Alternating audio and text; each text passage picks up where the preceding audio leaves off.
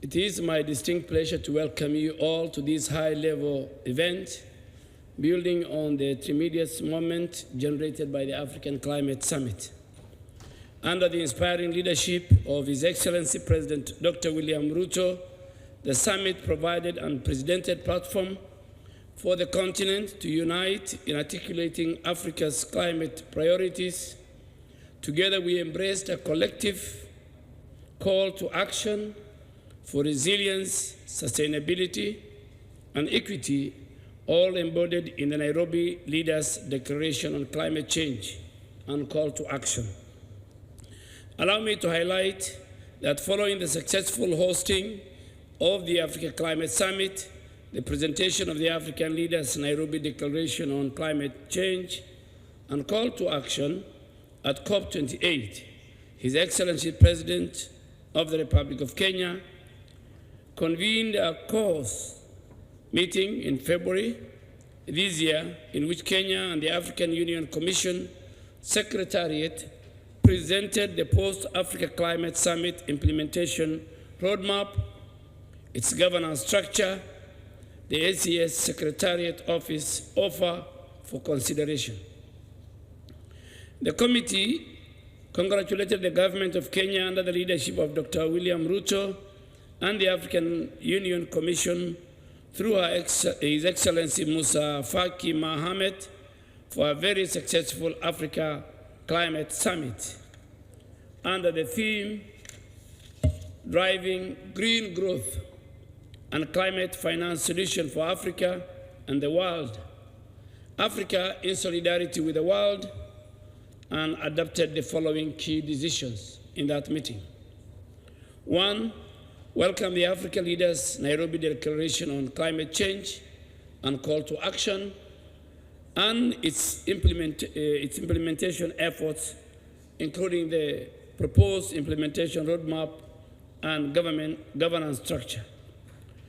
2, endorse Kenya's offer to be the champion implementation of the Nairobi Declaration and to set up and host this secretariat, which shall be its technical arm for implementation. 3, endorse that the secretariat shall be operationalized jointly by the Ministry of Environment, Climate Change and Forestry, and the AU Department of Agriculture, Rural Development, Blue Economy, and Sustainable Environment that is responsible for CAHOS matters.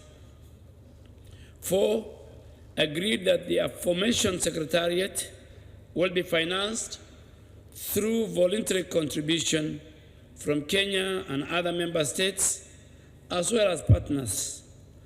And 5, welcome the recommendation in the Nairobi Leaders' Declaration on the climate change and call to action to make Africa Climate Summit a biannual event and call upon interested African Union member states to offer to host the next Africa Climate Summit in 2025.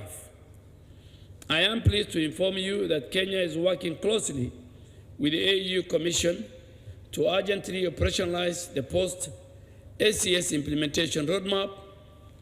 We have identified office space within the Ministry of Environment, Climate Change, and Forestry, and we are in the process of setting up the Secretariat Office.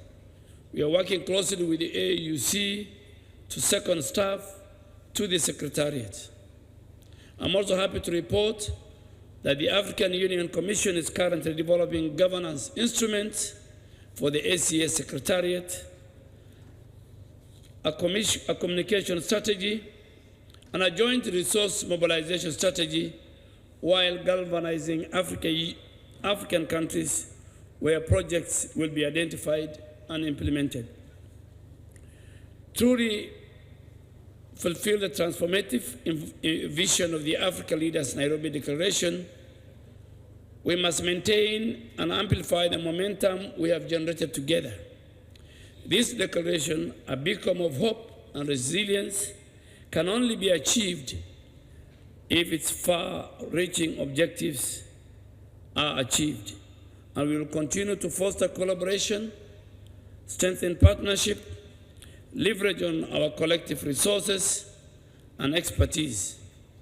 Therefore, I call upon our partners, our allies and friends to deepen their commitment and join us in this journey. Let us work hand in hand to mobilize the support and the resources needed to fully operationalize the implementation roadmap.